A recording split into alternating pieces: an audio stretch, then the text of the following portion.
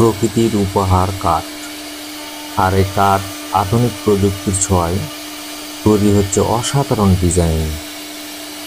আপনি কি কখনো ভেবেছেন কিভাবে এত নিখুঁত নকশা কাঠের উপর ফুটিয়ে তোলা হয়? প্রতিটি নকশা যেন শিল্পীর হৃদয়ের ছোঁয়া নিয়ে ফুটে উঠেছে কাঠের গায়ে।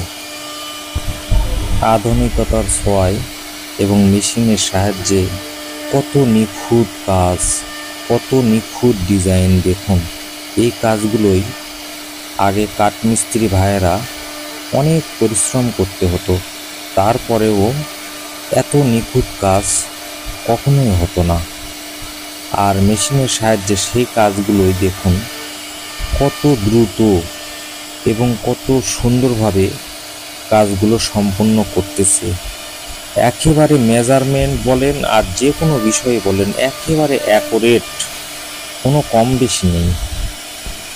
এই মেশিনগুলো বের হওয়ার কারণে কাঠমিস্ত্রি ভাইদের পরিশ্রম কিন্তু আগের চেয়ে এখন অনেক কম। তবে আগের তুলনায় কাঠমিস্ত্রির যে মূল্যায়ন ছিল, সেই মূল্যায়নটা কিন্তু এখন আবার অনেক কম ভাই। কারণ আগে যার যেমন হাতের কাজ সুন্দর তাকে তেমন মজুরি বা সম্মানী ভাতা দেওয়া হতো।